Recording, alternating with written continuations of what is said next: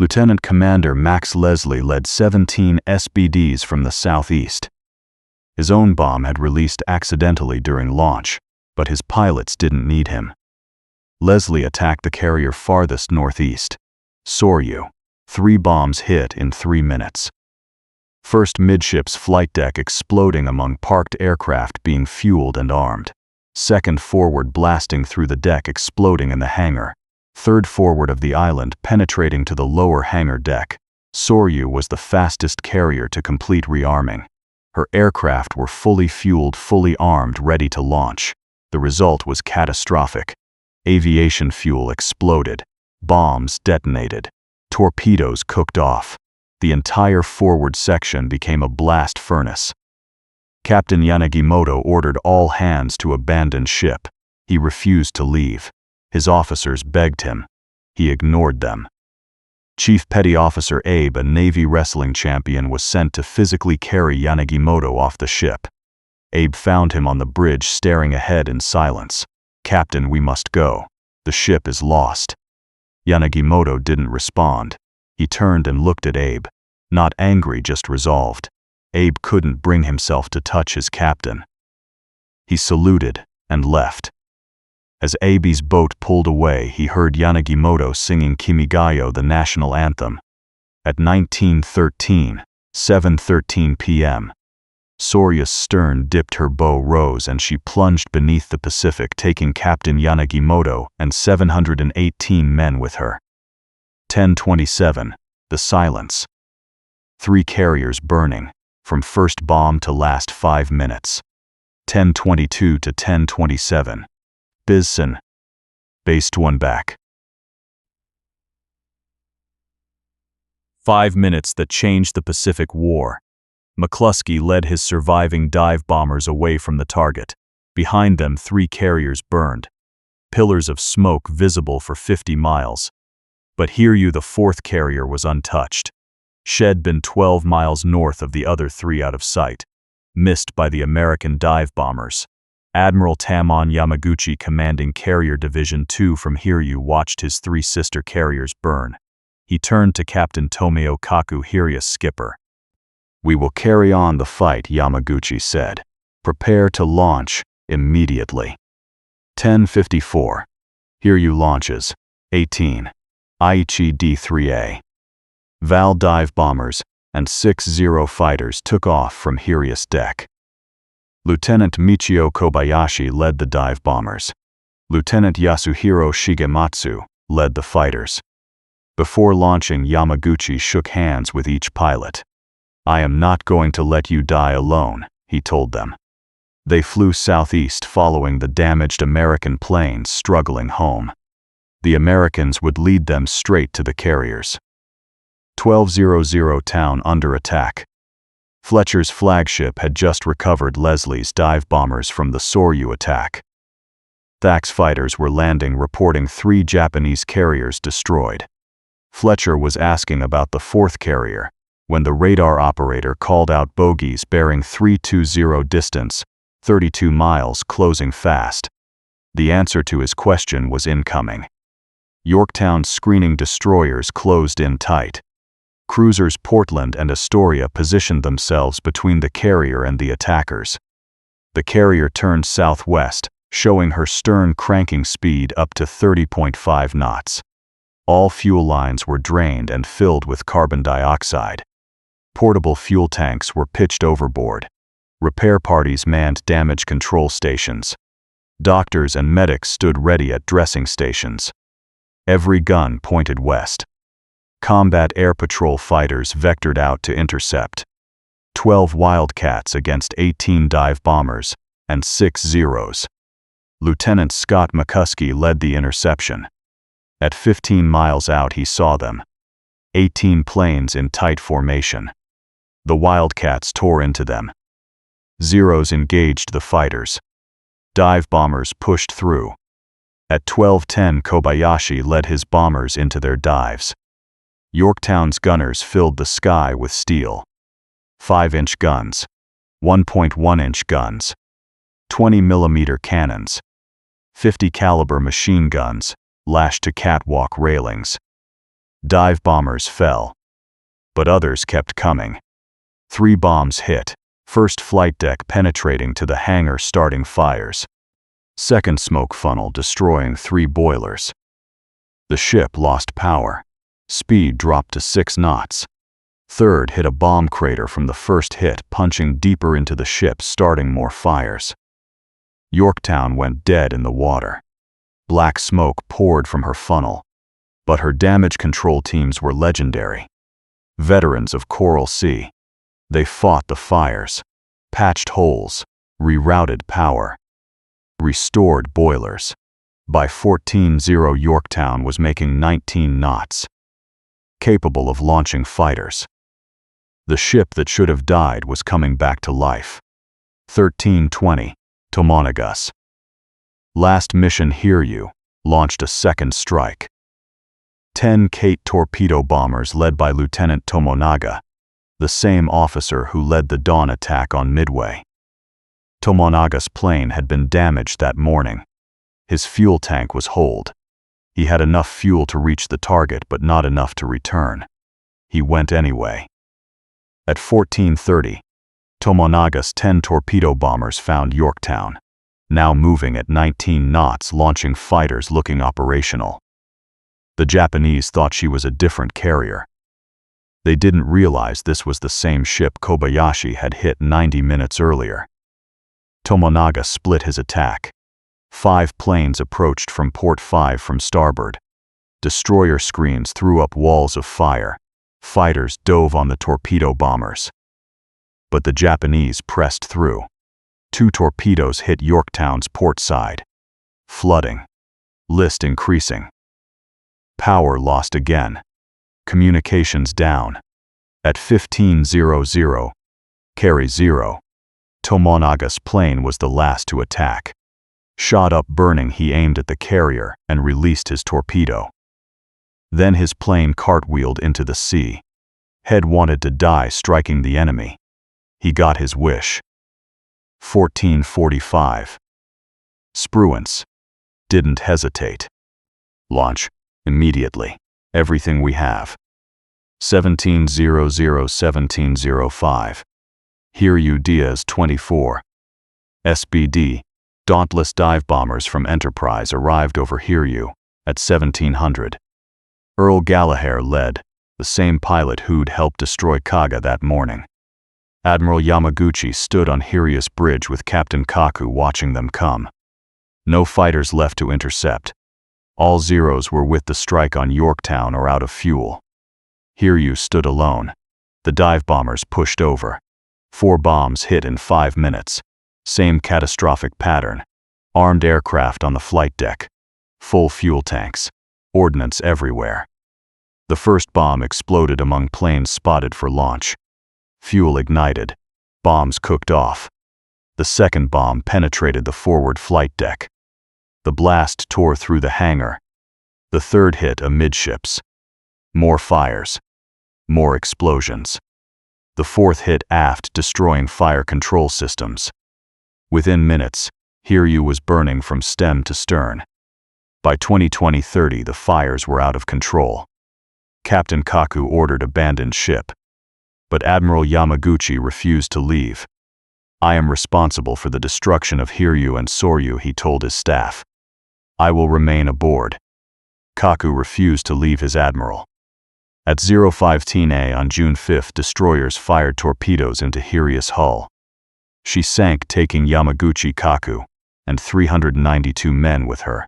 4 carriers, all gone. In one day, Japan lost the offensive striking power it had taken a decade to build. 1050.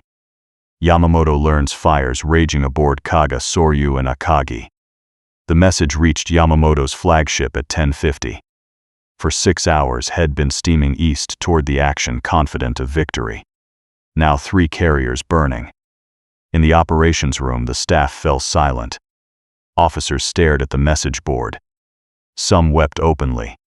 Captain Kuroshima, who designed the operation, fought for options. Night surface engagement. Bombardment of Midway with battleships. Something. Anything. The Americans still have carriers, Rear Admiral Ugaki pointed out. We have none. Our battleships would be destroyed by air attack before we could close to gun range. The debate raged. Desperate alternatives proposed, rejected, proposed again. Finally, someone asked, "How can we apologize to His Majesty for this defeat?" Yamamoto, silent until now, spoke quietly. "Leave that to me. I am the only one who must apologize to His Majesty." The room fell silent. Everyone understood. The decision was made. U00, U00, 15 June 5, cancellation. At 15 minutes past midnight, Yamamoto transmitted the order that ended the operation. Occupation of AF is cancelled. The Midway invasion was over. The trap had failed. The Great Fleet, 165 ships, 700 aircraft, 100,000 men, 20 admirals, turned west and headed for home. U00000000. The cruiser disaster Admiral Takeo Kuritas, Bombardment Group, 4 heavy cruisers, had been racing to shell Midway when Yamamoto cancelled the operation. Now they raced northwest to rendezvous with the fleet. At 02:15, the flagship Kumano spotted a submarine surfacing. Emergency turned to port. In the confusion, navigator Lieutenant Commander Masaki Yamauchi on the cruiser Mogami misjudged distances. Too much correction. Mogami's bow ground into the cruiser Mikuma's port quarter. Mogami's bow crumpled back to the first turret. 40 feet of steel bent at right angles. But damage control teams returned, thinking they could save her. U00000000. U00. The accounting Japan lost 4 fleet carriers Akagi Kaga Soryu Hiryu. 1 heavy cruiser Mikuma, 248 aircraft. 3057 men killed, 110 irreplaceable veteran carrier pilots. America lost 1 carrier Yorktown. 1 destroyer Hammond, 145 aircraft. 307 men killed. Yamamoto's perfect plan had resulted in the worst Japanese naval defeat in 350 years. June 8, 1942. Yamato returns to Japan. Yamamoto stands alone on the navigation bridge as his flagship approaches the inland sea. He hasn't slept in 3 days. His staff avoids him. The man who planned Pearl Harbor, who promised the emperor 6 months of victory, has delivered the first major Japanese defeat of the war. Below decks, officers destroy documents. Evidence of the disaster. Plans that failed. Assumptions that proved wrong. The Navy orders a news blackout. The Japanese public will not learn of the defeat. It will be reported as a victory. American forces repulsed at Midway. But the fleet knows. And the knowledge spreads like poison through Japan's naval command. The strategic transformation before Midway, Japan held the initiative. Every operation succeeded. The defensive perimeter from Aleutians to Solomons seemed impregnable. After Midway, everything changed. Carrier parity lost. Japan now had 4 fleet carriers left, versus America's 3. Equal, not superior. Offensive capability shattered. Yamamoto never launched another major offensive operation. Pilot reserve catastrophic. The 110 experienced carrier pilots killed at Midway represented years of training. Japan's pilot schools couldn't replace them fast enough. Each subsequent battle would be fought with greener pilots. Meanwhile, American production ramped up. New carriers building. New pilots training. The mathematics of attrition now favored America. August 1942, Guadalcanal. 2 months after Midway, Japan discovered that America had landed Marines on Guadalcanal in the Solomon Islands. The offensive Japan planned became a desperate defensive battle. For 6 months, Japan poured troops and ships into Guadalcanal, trying to dislodge the Marines. They failed. Guadalcanal became Midway in slow motion. A battle of attrition Japan couldn't win. Bleeding resources, ships, aircraft, and men. By February 1943, Japan evacuated Guadalcanal. Another defeat. Another step backward. The tide had turned at Midway. Guadalcanal proved the turn was permanent. The pilot catastrophe. Of all the losses at Midway, the pilots hurt most. Japan had entered the war with the world's best naval aviators. Pre-war training took 3 years minimum. The standards were brutal. Only the best survived. Those pilots hit Pearl Harbor, sank British battleships in the Indian Ocean, dominated the skies for 6 months. At Midway, 110 of them died. Japan's training pipeline couldn't replace them.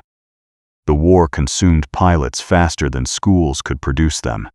By 1944, Japanese carrier pilots were launching with 100 to 200 hours of flight time. American pilots had 300 to 400 hours. The experience gap showed in combat. Japan won the battles at the start of the war because their pilots were better. They lost the battles at the end because their pilots were gone. Midway killed the irreplaceable generation. April 18, 1943, Yamamoto Diaz. American codebreakers intercepted a Japanese message detailing Admiral Yamamoto's inspection tour of the Solomon Islands. His itinerary included exact times, exact routes, exact aircraft. Admiral Nimitz ordered the intercept. On April 18, 1943, when they decoded his flight schedule, the code that lost Midway killed its admiral. Flaw 1. Complexity without resilience. Yamamoto's plan involved 8 separate task forces spread across 1,800 miles of ocean. The Aleutians diversion siphoned 2 carriers that might have turned the tide at Midway. The main body battleships sailed 600 miles behind Nagumo, too far to help when disaster struck. The submarine cordon arrived 2 days late, missing the American sortie. The K Operation reconnaissance failed, leaving Yamamoto blind. Every element had to work perfectly. When one failed, the cascade began. Complex plans require perfect execution. Perfect execution requires luck. Yamamoto's luck ran out June 4, 1942. Flaw 2. Intelligence blindness. Yamamoto assumed the Americans would react to his moves. He assumed they'd sortie from Pearl Harbor after discovering the Midway invasion. He assumed they'd arrive June 5 to 6 after the invasion was complete. He never considered that the Americans might know his plan in advance. The supreme irony, Station Hypo knew more about the Midway operation than some Japanese fleet commanders. Rochefort's 24-person basement team defeated Yamamoto's 100,000-man fleet before the first shot fired. Yamamoto planned for American reactions to Japanese actions. He never planned for American actions based on knowing Japanese plans. Flaw 3. Divided objectives. Attack Midway or ambush carriers. Nagumoto received the message. Kuroshima decided not to relay it to Nagumo because the First Air Fleet was also at Dressie. Radio silence was more important than the warning. Nagumo never learned that American carriers might be waiting.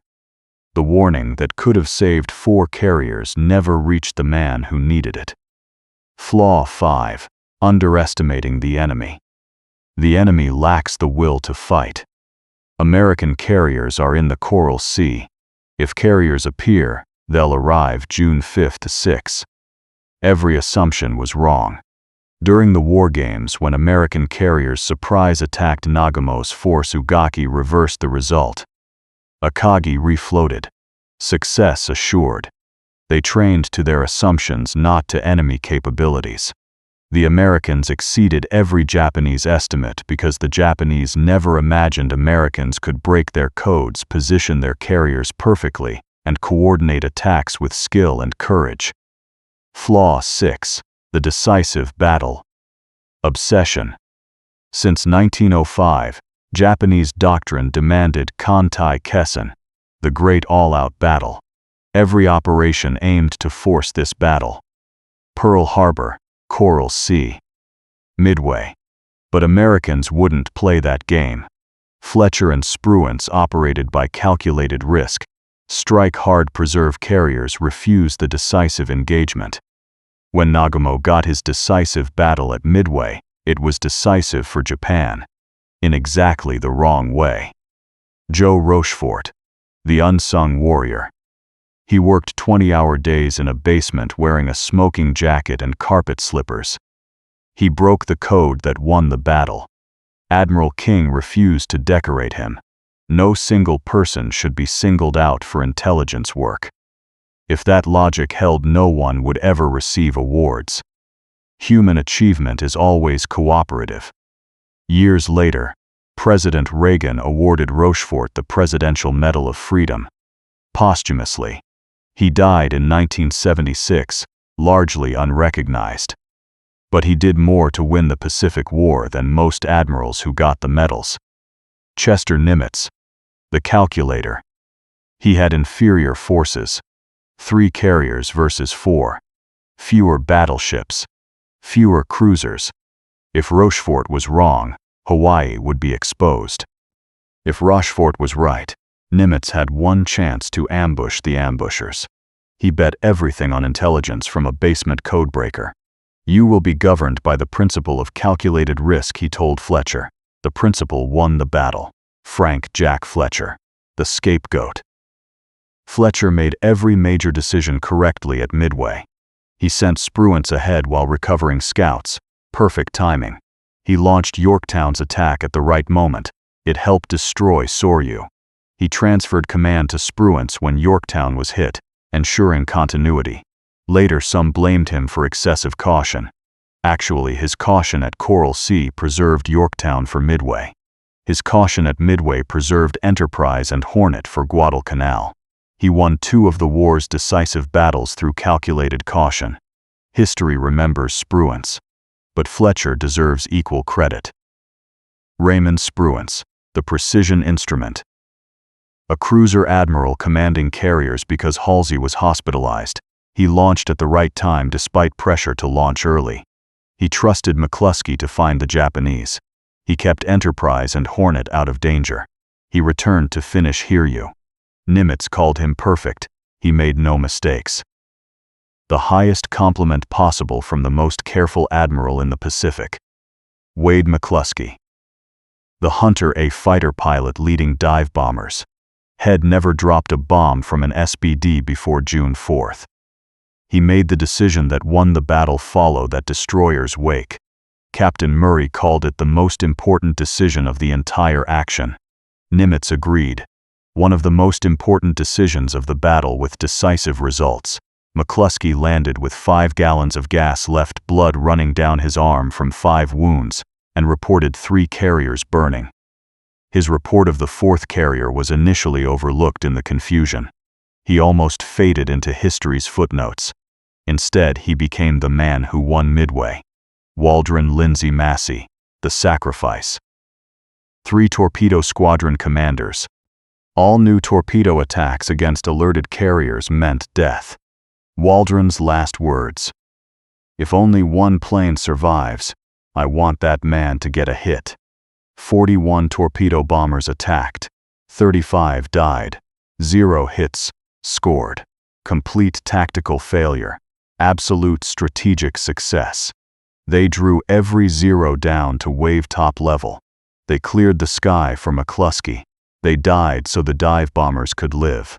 Without their sacrifice, McCluskey arrives over 4 carriers with dozens of zeros at 20,000 feet. With their sacrifice, he arrives over 4 carriers with empty sky. They didn't sink ships. They made victory possible. Chuichi Nagumo, the man in the middle. Every previous operation had succeeded. Pearl Harbor, Darwin, Ceylon. Every gamble paid off. At Midway, caught between conflicting missions, he made reasonable decisions based on available information. Attack Midway, his assigned mission. Rearm for second strike. Tomonaga requested it. Change to torpedoes when carrier reported. Standard doctrine. Recover returning aircraft. Couldn't let them ditch. Each decision was rational. The sequence was fatal. The cards were stacked against him, one staff officer observed. Truth. But part of why the cards were stacked, Yamamoto's plan divided objectives, radio silence, prevented warnings, intelligence failed completely. Nagumo commanded brilliantly in every previous battle. At Midway, brilliant command couldn't overcome impossible circumstances. The question Yamamoto never asked. What if the Americans know we're coming? He asked. What will Americans do when they see Midway attacked? He never asked. What if they see it before we attack? The great master of surprise. Surprised. The mathematics of 5 minutes 10:22 to 10:27 a.m. June 4, 1942. 3 carriers hit. Eventually, all 4 destroyed. 5 minutes changed everything. Compare that to Yamamoto's plan, which required Aleutian strike succeeding, invasion force approaching undetected, Nagumo attacking Midway at dawn. Submarine cordon in position. K operation providing intelligence, American carriers at Pearl Harbor. American fleet sortying predictably, Americans arriving June 5, the 6 battleship engagement on Japanese terms. Yamamoto needed 10 things to go right. McCluskey needed one thing: find the carriers. He found them by following a destroyer. The turning point. The Pacific War had won 365 days from Pearl Harbor to surrender. Midway was day 181, before Japan advanced. After Japan retreated, Japan never again launched a major offensive operation. Every subsequent battle was defensive. Guadalcanal, New Guinea, the Marianas, Philippines, Iwo Jima, Okinawa, all defensive, all retreating, all losing. The tide turned at Midway. What Yamamoto knew. Night of June 4th of 5 aboard Yamato. Staff proposing desperate alternatives. Night engagement. Bombardment. Something to salvage victory from disaster. Yamamoto, leave that to me. I am the only one who must apologize to His Majesty. He knew. The war was lost. Not the whole war. That would take 3 more years of horror. But the strategic initiative. The possibility of victory. Gone. Lost in 5 minutes over 4 burning carriers. April 18, 1943, Americans intercept Yamamoto's flight. 16 P-38s ambush his plane. He dies in the jungle, killed by intelligence from the same code that lost Midway. The code he never knew was broken. The irony complete, Admiral Yamamoto planned a trap for American carriers. Commander Rochefort planned a trap for Yamamoto. The trap setter was caught in his own design. Not by matching Japanese complexity with American complexity. Not by building a bigger fleet, or better plan, but by knowing the plan, and waiting.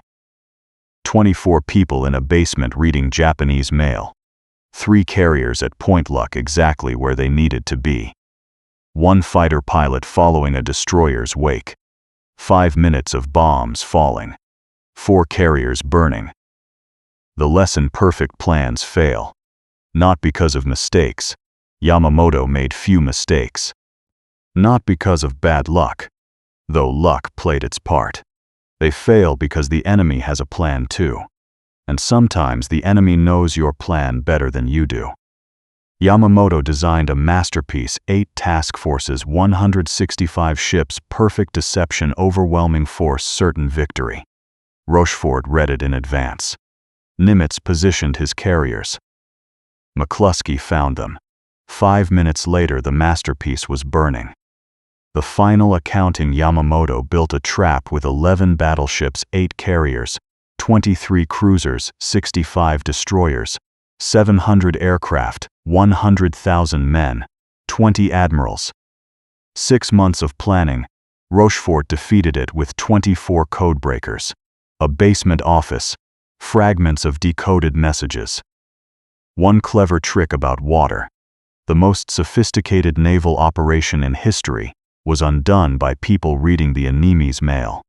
The question that haunts history: what if Tone's No. 4 catapult hadn't malfunctioned?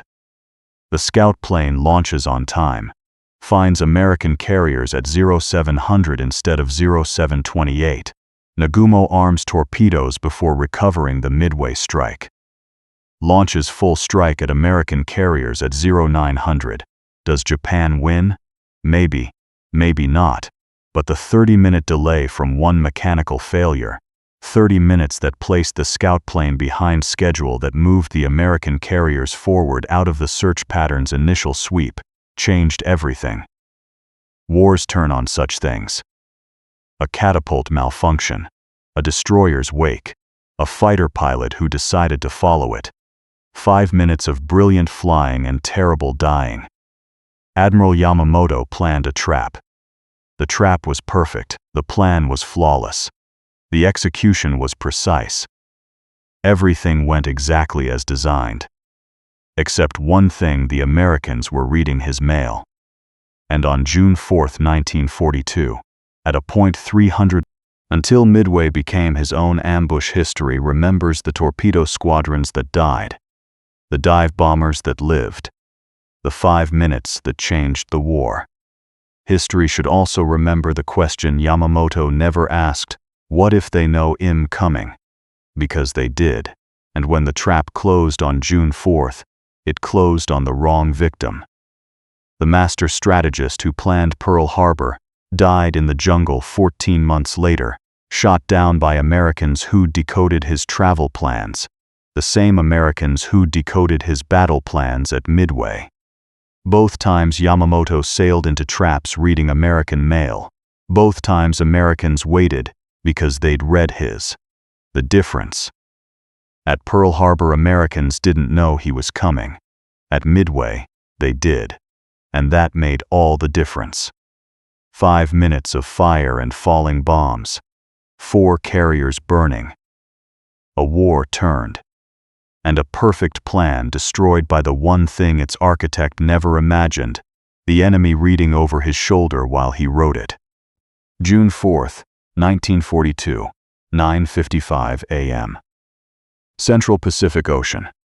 Commander Wade McCluskey flies at 20,000 feet, squinting into brilliant Pacific sunshine. Below him, 31 SBD Dauntless dive bombers follow in loose formation. Behind him, 3 hours of searching empty ocean. His fuel gauge reads half empty. In 15 minutes, maybe less, he'll have to turn back or condemn his men to ditching in the sea. McCluskey checks his navigation again. No mistakes. He flew exactly where he was supposed to fly. 240 degrees, 155 miles from the Enterprise. The Japanese fleet should be here. Intelligence said they'd be here, but the ocean below stretches empty to every horizon.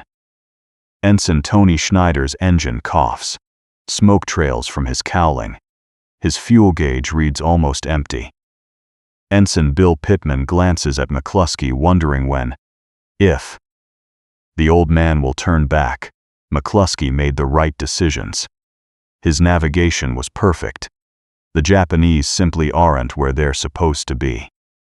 Then at 9:55 he sees it. Far below, a single white wake cuts across blue water. A ship moving northeast at full speed. Anything kicking up that much foam must be racing somewhere important. McCluskey makes a decision. He banks right, following the wake.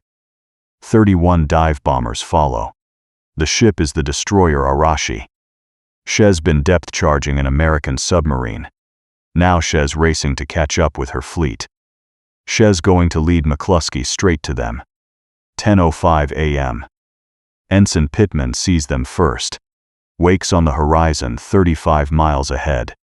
Then more wakes. Then ships. Dozens of ships. 4 aircraft carriers in a loose box formation. Battleships. Cruisers.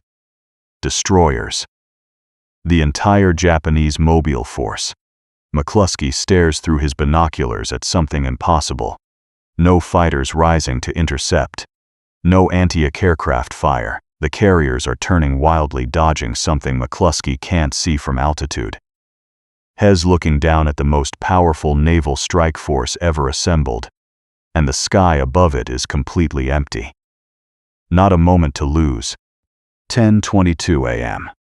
McCluskey pushes over into his dive. 24 planes follow him down. 3 minutes later, 3 Japanese aircraft carriers are burning. The question that follows McCluskey back to Enterprise that will echo through history is simple.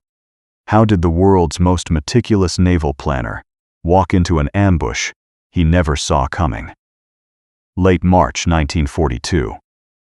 IJN Yamato, Hashirajima, Anchorage. Admiral Isoroku Yamamoto stands on his flagship's navigation bridge, gazing at the inland sea. Around him, the combined fleet rides at anchor. The most powerful naval force Japan has ever assembled. 6 months of unbroken victory.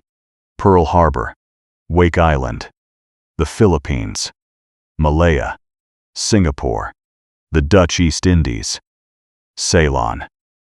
Japan controls territory from the Aleutians to the Indian Ocean. Every operation has succeeded. Every gamble has paid off. But Yamamoto knows something his celebrating nation doesn't. Japan hasn't won the war. They've only bought time. The American aircraft carriers escaped Pearl Harbor. Lexington, Saratoga, Enterprise, Yorktown, Hornet. They're still out there. And as long as they exist, America can strike back. Yamamoto descends to his cabin, where Captain Kameto Kuroshima waits with charts spread across the table. Kuroshima is Yamamoto's senior staff officer, the man who translates the Admiral's strategic vision into operational plans. Midway, Yamamoto says, tapping the chart. Kuroshima nods. They've discussed this for weeks. Now it's time to build the trap. The plan that emerges over the following days is magnificent in its complexity. Phase 1. The diversion. June 3. Strike the Aleutian Islands. Atu Kiska, Dutch Harbor. Draw American attention north. Make them think the threat is Alaska. Phase 2. The bait. June 3 to 4. Send the Midway invasion force from the southwest. 12 transports, numerous escorts visible from hundreds of miles away. When American reconnaissance spots them, panic will spread through Pearl Harbor. Phase 3. The Hammer. June 4th, dawn. Admiral Nagamo's striking force attacks from the northwest with 4 fleet carriers, Akagi Kaga Soryu Hiryu. They'll pulverize Midway's defenses while the invasion force approaches. Phase 4. The Anvil. June 5 to 6. The American fleet sorties from Pearl Harbor to save Midway. Too late. The island has fallen. The Americans sail into a killing zone where Yamamoto's main body waits with 7 battleships, including the colossal Yamato. Phase 5.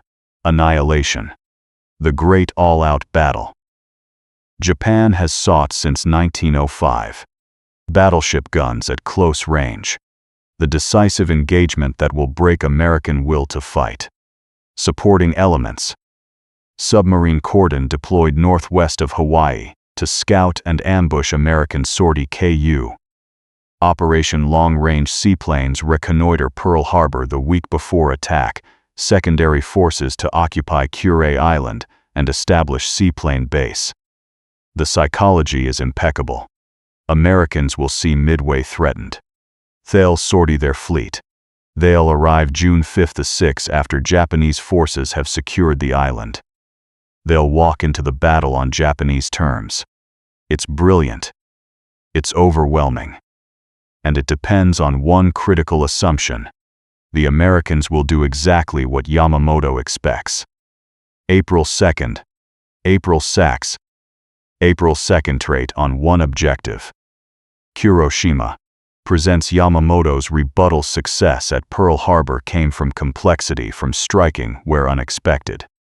The Aleutians aren't a diversion from Midway. Midway is the objective that makes the Aleutians worthwhile. The discussion continues for days. The Naval General Staff will not approve the Midway operation. I will resign as Commander-in-Chief of the combined fleet. The ultimatum works. On April 5th, approval is granted. May Luden 4, 1942, War Games aboard Yamato.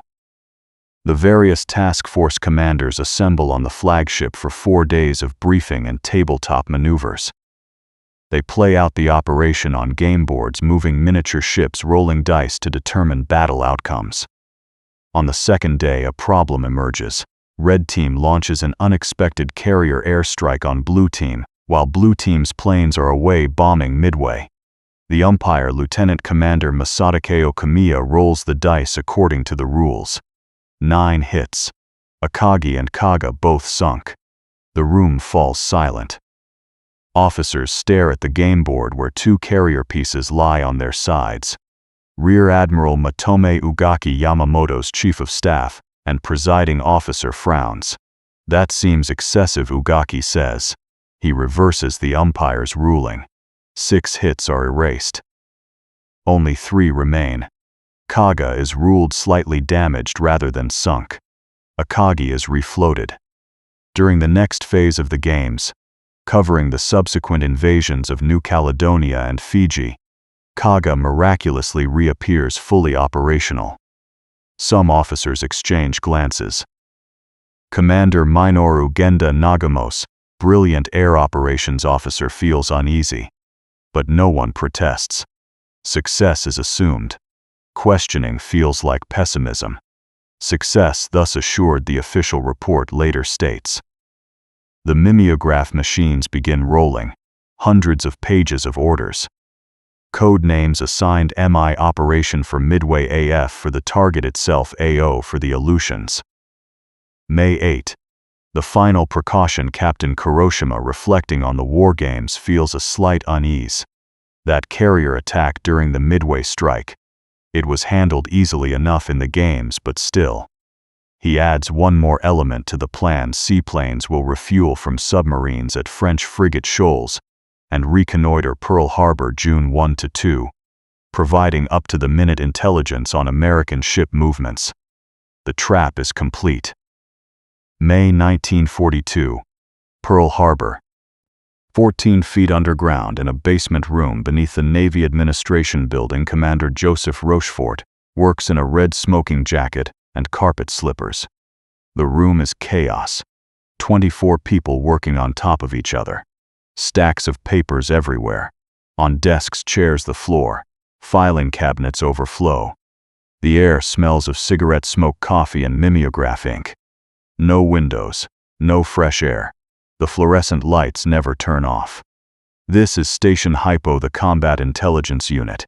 Its official designation is OP-20G2. The men who work here call it the dungeon. Their weapon is invisible JN-25, the Japanese Naval Operational Code. JN-25 isn't a cipher where letters substitute for other letters. It's a code where 5-digit number groups represent words or phrases. There are 45,000 possible groups in the code book. The Japanese add random numbers between the meaningful groups to frustrate analysis. New code books are issued periodically. Breaking JN-25 isn't translation. It's archaeology. When Hypo intercepts a Japanese naval message, they might recognize 15 to 20 of the groups. The rest is analysis, inference, pattern recognition. A ship name might suggest other ships, usually with it. A past operation might illuminate current movement. An operator's distinctive fist on the transmitter key, his personal rhythm tapping Morse code, can identify which ship sent the message even if call signs have changed. Rochefort has a photographic memory. He remembers message fragments from weeks ago, connections others would miss.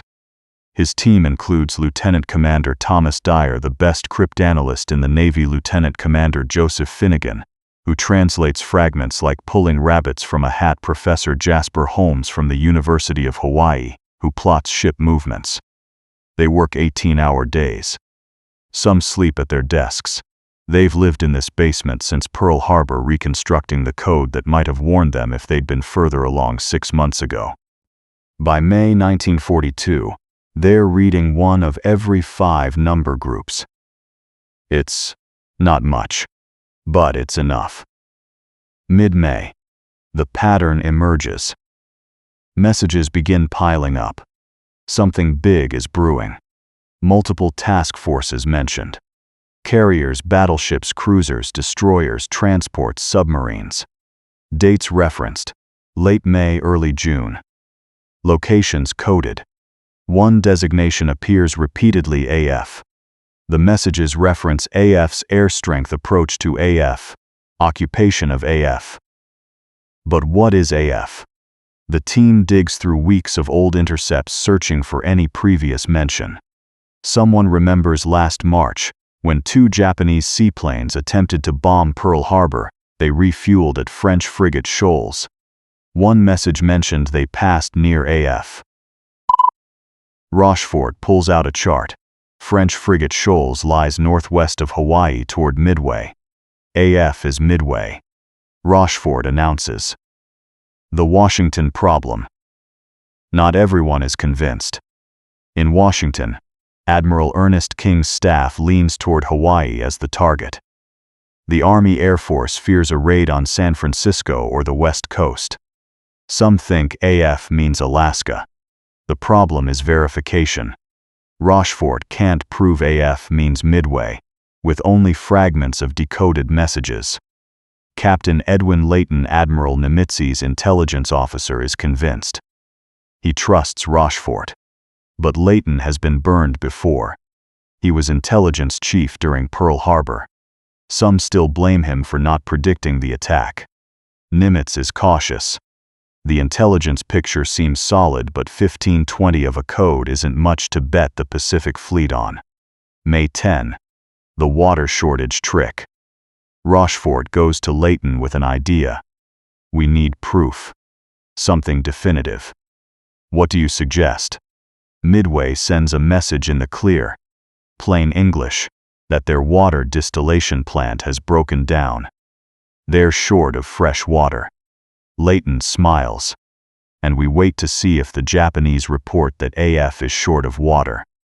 Nimitz approves immediately. May 10. Midway broadcasts in plain language that their water distillation equipment has malfunctioned. They're experiencing water shortage. May 12. Hypo intercepts a Japanese message. AF is short of water. Proof.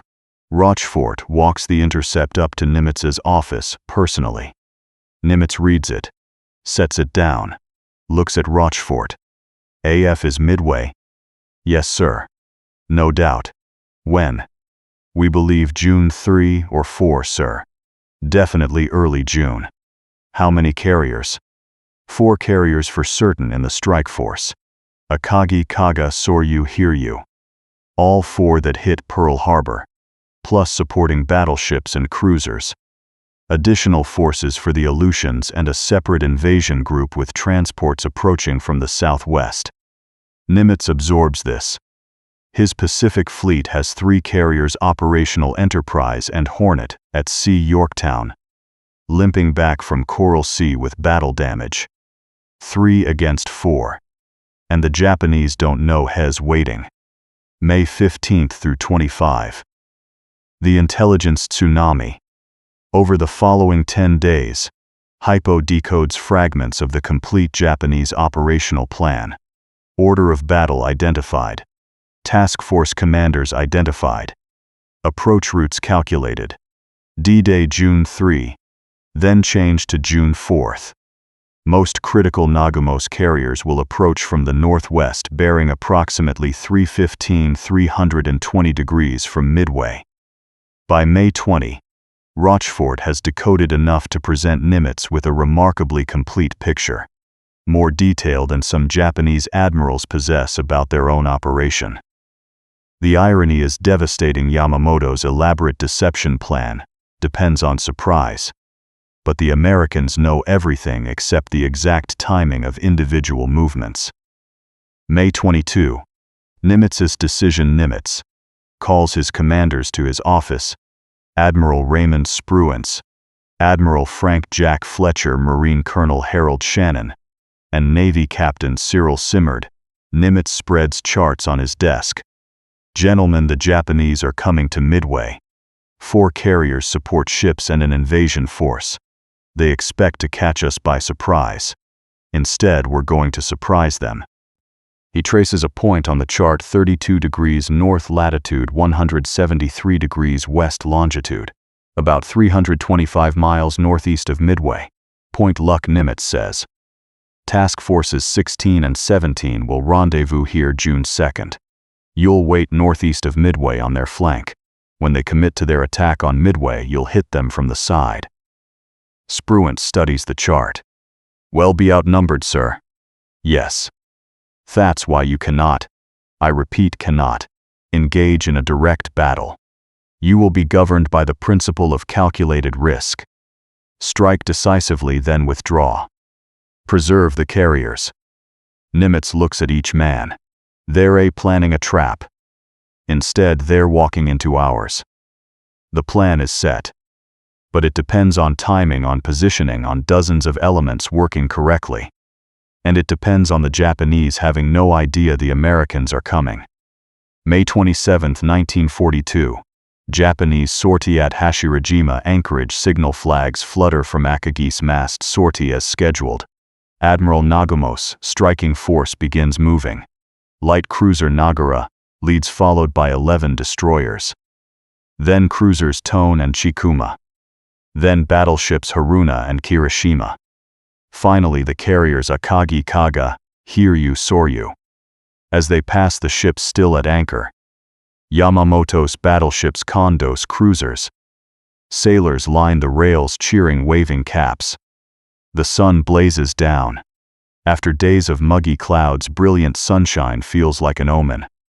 The best omen of all today is May 27, Navy Day, the 37th anniversary of Admiral Togo's victory at Tsushima, when Japanese guns annihilated the Russian fleet.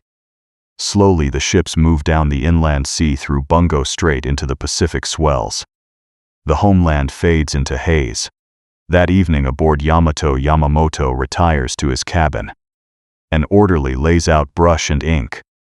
Yamamoto kneels, spreads paper on the carpet, begins writing in beautiful Chinese script. He writes to Chiyoko Kawai, the geisha he keeps in Tokyo. His letter is somber. He tells her he wishes he could give up everything, escape the world, be alone with her. But now he commands the entire fleet in the Pacific. The days ahead will be critical. I imagine that very delightful moments may be few. He seals the letter, returns to the operations room. His staff awaits confident. The operation is flawless. The Americans will never see it coming. May 28 to 29, the submarine failure. Part of Yamamoto's plan requires a submarine cordon northwest of Hawaii. The submarines are supposed to arrive June 1st, screen the area, scout for American ships leaving Pearl Harbor. The submarines are late. They don't reach their positions until June 2nd. American Task Forces 16 and 17 pass through the patrol line on May 30 through 31, 2 days before the Japanese submarines arrive. The tripwire has failed. The Americans are already at sea, already moving toward their ambush point. No one in the Japanese fleet knows this. May 31, the K Operation Disaster, Captain Kurishima's final precaution, seaplanes reconnoitering Pearl Harbor from French frigate shoals, also fails. When the 2 big Kawanishi flying boats approach the atoll on May 31, they find an American destroyer and seaplane tender waiting. Nimitz has stationed them there specifically to prevent reconnaissance. He knows about the K operation from decoded messages. The Japanese seaplanes turn back. Mission cancelled. Yamamoto now has no idea what's in Pearl Harbor. He doesn't know that Enterprise and Hornet left May 28. He doesn't know Yorktown left May 30. Hess steaming toward Midway blind. June 1st to fog and silence, both fleets steam toward destiny under heavy weather. Nagumo's striking force encounters fog so thick visibility drops to 600 feet. Ships use searchlights to avoid collisions. The risk of showing lights in submarine-infested waters is acceptable compared to the risk of ramming friendly ships in the dark. Radio silence prevents information sharing. Yamamoto, main body, 450 miles behind Nagumo, picks up hints of increased American radio traffic. The Naval General Staff in Tokyo cables a warning. In the eastern Midway area, some U.S. carrier force could possibly be moving, or perhaps preparing for an ambush. The message is addressed to both Combined Fleet Headquarters and 1st Air Fleet. Aboard Yamamoto reads it. Turns to Kuroshima. I think we had better send this information to Nagumo in the name of Combined Fleet. Kuroshima shakes his head. Since this information was also addressed to the 1st Air Fleet, it is not necessary to transfer the same thing from Combined Fleet to Nagumo. As we have radio silence now, we should keep it. Yamamoto accepts this reasoning. The warning never reaches Nagumo. June 2nd, 0900. Point Luck Fletcher arrives first right on schedule. Task Force 16 appears on the horizon. Enterprise and Hornet. The rendezvous is perfect. Not a minute late. Exactly where Nimitz said they'd be. 3 American carriers now wait 325 miles northeast of Midway. Yorktown still bears scars from Coral Sea. Repairs rushed completed in 48 hours of round-the-clock work at Pearl Harbor. Welders and mechanics crawled over her like ants. Damage control teams performed miracles. Shez seaworthy, combat capable but fragile. Still 3 carriers, 8 cruisers, 15 destroyers. Against 4 Japanese carriers, 2 battleships, 2 heavy cruisers, 1 light cruiser, 12 destroyers. The American force is outnumbered, outgunned. But they know exactly where the enemy is going. And the enemy has no idea they're here. The counter-ambush is set. All that remains is waiting. June 3 dawn. The Bait Midway launches its morning PBY patrol. 30 aircraft fanning out in all directions, searching 700 miles from the atoll. Lieutenant Howard 80 draws search sector 315 degrees. Intelligence said the carriers would come from 320 degrees. Hez elected to find them. SETI 925. Ensign Jack Reed flying another PBY spots ships bearing 247 degrees distance 700 miles. Main body, his radio crackles. But it's the wrong direction. Intelligence said carriers from the northwest. This is southwest. Captain Simard at Midway Command receives the report. Checks his intelligence briefing. This isn't the carrier force. It's the invasion group. Transports, escorts approaching from Saipan exactly as predicted. The bait. Which means the real strike force, the carriers, will arrive tomorrow from the northwest. Everything's happening exactly as intelligence said, Simard tells his staff.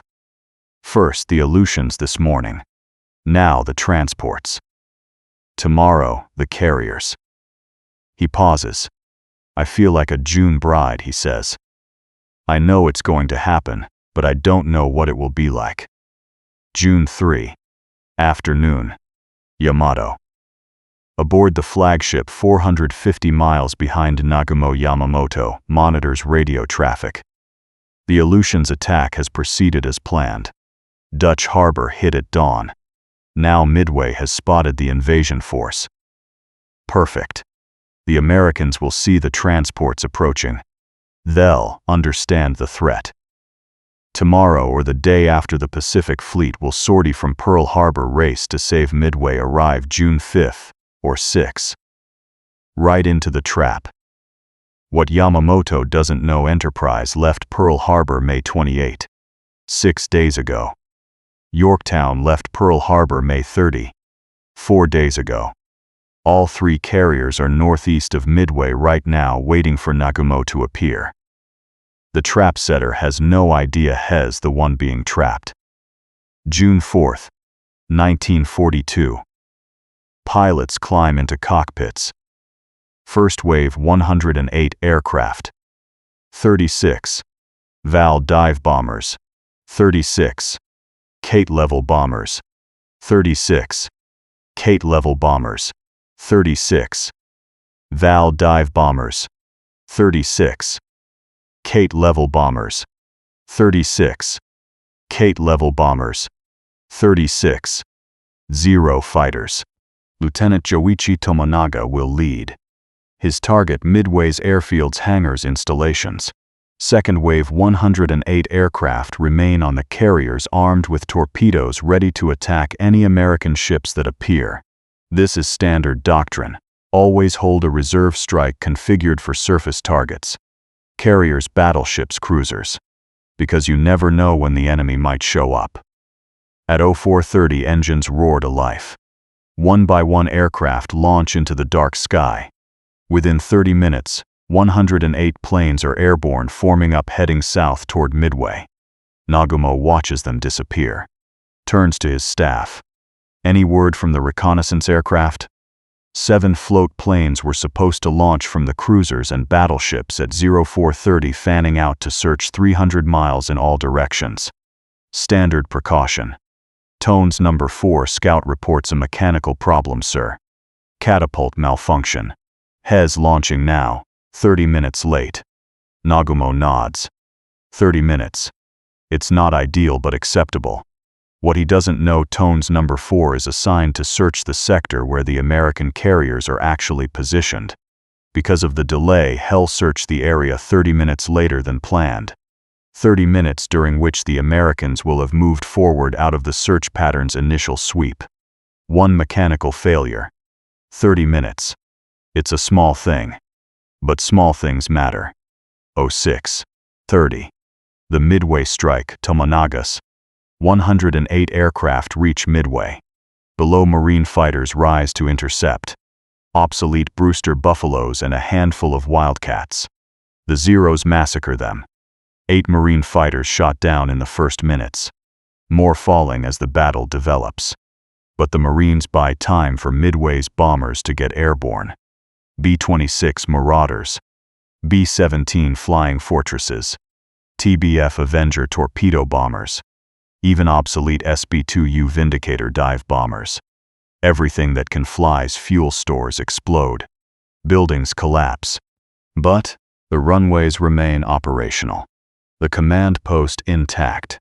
Midway is hurt, but functional. At 07:00:00, Tomonaga radios Nagumo. There is need for a second attack. 00:00:720. Nagumo's decision aboard Akagi. Nagumo and his staff receive Tomonaga's message. A second strike is needed on Midway. But the reserve aircraft, 108 planes sitting on the 4 carrier decks, are armed with torpedoes for attacking ships. Rear Admiral Tamon Yamaguchi commanding Carrier Division 2 from Hiryu advocates waiting. Keep the torpedo bombers ready. The Americans might have carriers in the area. Commander Minoru Genda, Nagumo's air operations officer, points out that no American carriers have been reported. The reconnaissance planes have found nothing. And Midway needs neutralizing before the invasion force can land. At 07:15, Nagumo makes his decision. Order all aircraft in reserve to change armament. Replace torpedoes with bombs for land targets. On 4 carrier hangar decks, organized chaos erupts. Ordnance crews roll heavy torpedoes out of aircraft bellies. Wheel them into storage racks. Bring out bombs. Hoist bombs onto shackles. Secure them. It's time-consuming work. Dangerous work. Aviation fuel splashes on decks. Loose ordnance sits in corners. But it's necessary. The second strike must launch. 07:28, Tones number 4. Reports on Akagi's bridge. A radio operator looks up sharply. Sir, Tones number 4 reports 10 ships apparently enemy bearing 10 degrees distance 240 miles from Midway, course 150 degrees, speed over 20 knots. The bridge falls silent. Nagumo stares at the message. American ships. 240 miles away. Composition. He demands. Unknown, sir. He just reports 10 ships. Kusaka, Nagumo's chief of staff, steps forward. Could be the invasion force support. Cruisers and destroyers. We knew they might be in the area. Or Genda says quietly it could be carriers. For the next hour, Tones number 4 circles higher trying to identify the ships. His messages trickle in contradictory and confusing. TOC 4s and 5 destroyers. And 8 says. 0800. Enemy is accompanied by what appears to be a carrier. A carrier. Nagumo faces catastrophe. His reserve aircraft are in the middle of rearming, torpedoes, removed bombs half installed. His hangar decks are chaos. And somewhere 200 miles away an American carrier task force has appeared exactly where it shouldn't be. Cancel the rearmament, Nagumo orders. Restore torpedoes. We attack the carrier. More chaos. Ordnance crews remove the bombs they just installed. Wheel torpedoes back out. Begin mounting them. Time is bleeding away. 0837. Tomonaga. Returns lookouts spot the first wave returning from Midway. Tomonaga's 108. Aircraft, many shot up, some trailing smoke, pilots wounded, fuel running low. They must land immediately. Kusaka turns to Nagumo. Sir, we cannot conduct landing operations and prepare a torpedo strike simultaneously. Nagumo stares at the approaching aircraft. At the carrier decks where his reserve strike is being rearmed for the second time. At the plot showing an American carrier task force 200 miles away. Every decision has been reasonable. Attack Midway. It's his mission. Rearm for second strike. Tomonaga requested it. Change to torpedoes when carrier appears. Standard doctrine. Recover Tomonaga's aircraft. Can't let them ditch. But each reasonable decision has consumed time. And now time has run out. Recover the aircraft, Nagumo orders. Flight decks clear. Tomonaga's planes land. Fuel handlers rush to refuel them. Mechanics patch damage. The reserve strike sits in the hangars half-armed waiting. At 09018, Nagumo finally turns north at 25 knots, racing away from the last known American position. Simultaneously recovering aircraft. Rearming aircraft, refueling aircraft.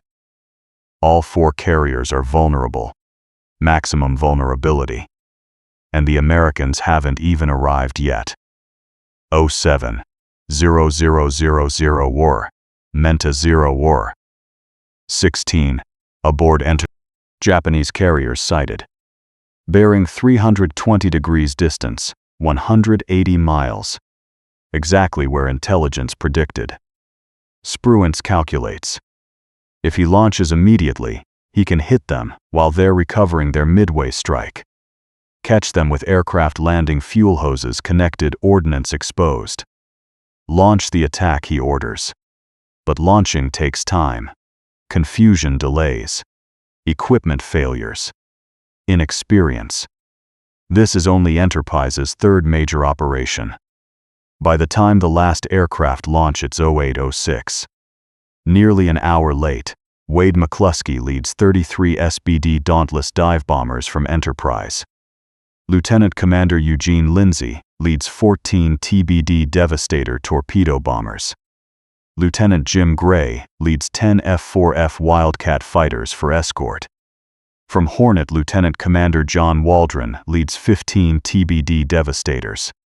Commander Stanhope Ring leads 35 SBD dive bombers. Lieutenant Commander Samuel Mitchell leads 10 fighters. From Yorktown, Lieutenant Commander Lance Massey leads 12 TBDs. Lieutenant Commander John Thack leads 6 fighters. More than 150 aircraft. the full striking power of 3 American carriers. But they don't launch as a coordinated group. They launch squadron by squadron, group by group. Some squadrons wait for anyone. At 08:06 he leads his 15 TBDs southwest at 100 feet above the water. Hes flying toward 4 Japanese carriers with no fighter escort and no dive bombers to split enemy defenses. He knows what's coming.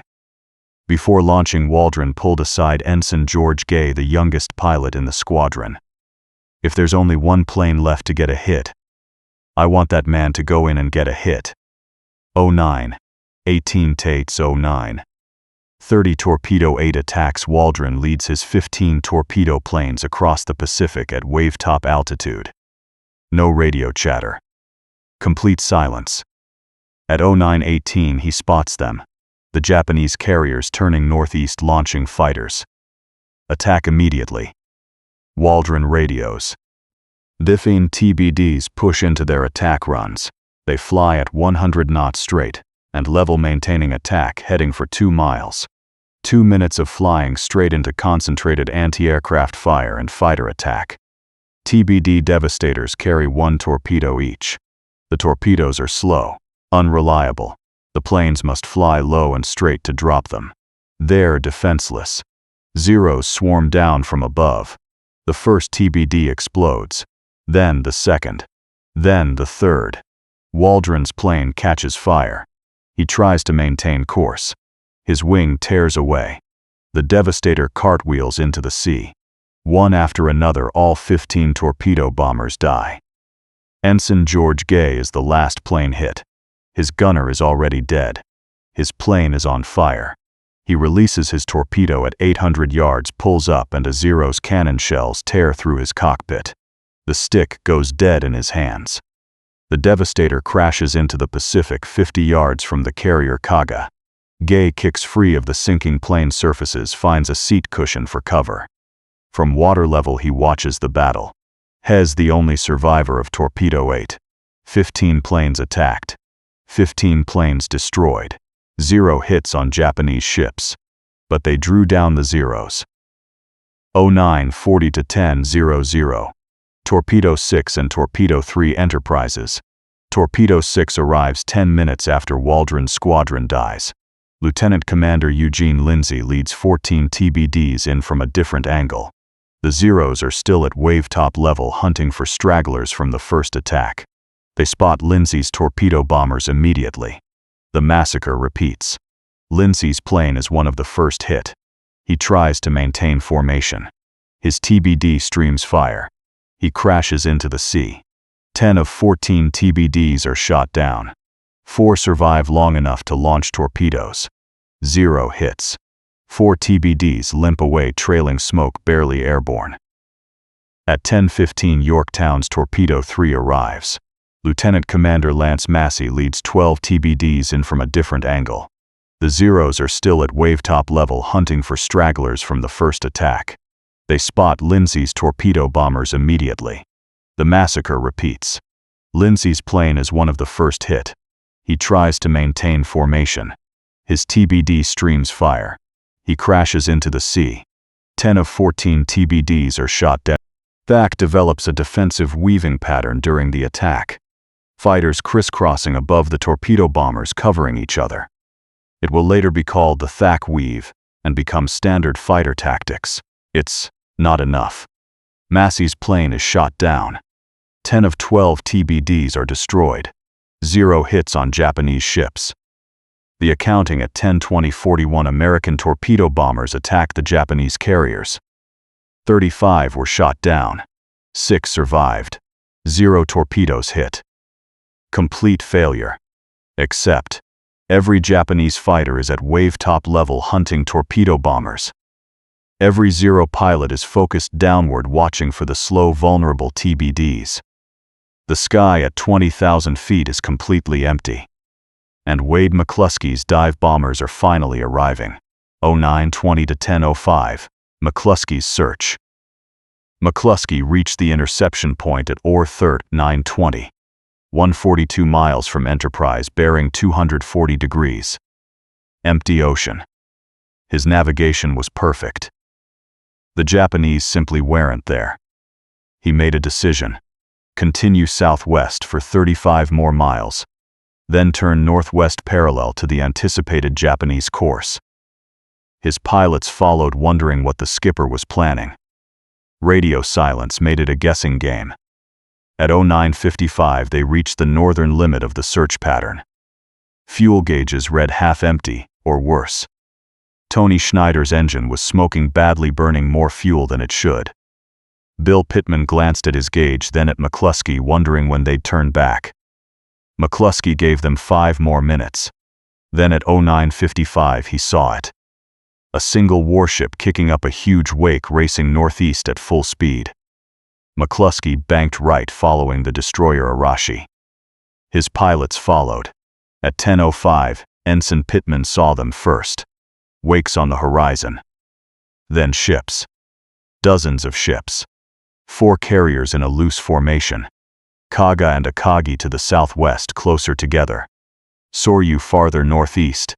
Hairyu beyond Soryu, almost on the horizon. McCluskey studied them through his binoculars. Something was wrong. The carriers were turning wildly.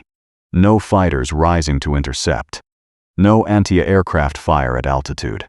Yet the ships were maneuvering frantically. He looked down, understood.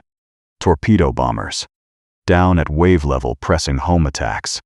The entire Japanese combat air patrol, every Zero, was down there fighting them. The sky at 20,000 feet was empty. McCluskey broke radio silence. Enemy carriers sighted. Preparing to attack. Then he assigned targets. His own scouting 6 squadron would take the nearer carrier, Kaga. Lieutenant Dick Best's bombing 6 squadron would take the next carrier, Akagi. Except Best never received the message. As the trailing squadron, Best assumed he would attack the nearer target. Standard practice. He saw McCluskey diving and thought they were both attacking Kaga. When McCluskey pushed over at 10:22, Best realized too late that 25 planes were diving on Kaga, and only his 3-plane division was attacking Akagi. But there was no time to adjust. 10:22 to 10:25, Kaga, DA's Chief Warrant Officer Morinaga, stood on Kaga's flight deck with a group of pilots acting as extra lookouts, while waiting to man their planes for the coming strike. They all saw the dive bombers at once. Enemy dive bombers. They screamed toward the bridge. Too late. McCluskey's 1,000-pound bomb was first down. A near-miss forward, geysering water over the flight deck. Lieutenant Earl Gallagher's bomb hit second. Dead center midships, exploding among parked aircraft. Fuel ignited. Ordnance cooked off. A ball of fire rolled across the deck. The third bomb hit forward, penetrating to the hangar deck, where aviation fuel bombs and torpedoes from the aborted rearmament sat stacked in corners. The explosion tore through the ship like an earthquake. The fourth bomb hit amidships, destroying the fire mains. Within seconds, Kaga was burning from bow to stern. Secondary explosions ripped through her hangar deck. Planes exploded. Fuel tanks ruptured. The torpedo magazine detonated. Fire control parties rushed to fight the flames. But the fire mains were destroyed. No water pressure. Bucket brigades were useless against an inferno. Captain Okada fought to save his ship for hours. He refused to abandon. He had damage control parties flood magazines, cool bulkheads, rescue trapped men. It was hopeless. At 19:25, more than 9 hours later, Kaga finally sank, taking 800 men with her. 10:22 to 10:26. Akagi DA's Dick Best had only 3 planes. Himself and his 2 wingmen. 3 dive bombers against a fleet carrier. Best's bomb missed, a near miss that jammed Akagi's rudder. Lieutenant Dick Jackard's bomb missed. Ensign Fred Weber's bomb hit. 1 bomb, midships, penetrating the flight deck, smashing through to the hangar deck, exploding among aircraft being armed with torpedoes for the strike on American carriers. The explosion ignited aviation fuel, then torpedoes, then bombs. Blast after blast tore through Akagi's guts. Fires spread faster than damage control could respond. The hangar deck became an inferno. Flames climbed to the flight deck. The island structure caught fire.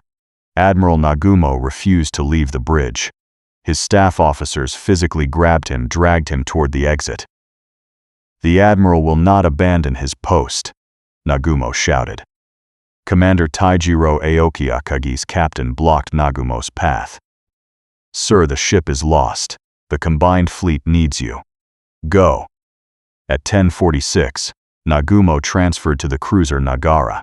Behind him, Akagi burned. Her aviation fuel, her ammunition, her aircraft. The flagship that carried him to Pearl Harbor, to the Indian Ocean, to 6 months of unbroken victory. At 0500 on June 5, Japanese destroyers fired torpedoes into Akagi's hull. She rolled over and sank, taking 267 men with her. 10:25 to 10:28, Soryu Dies. While McCluskey and Best attacked Kaga and Akagi, Yorktown's dive bombers arrived from a different angle.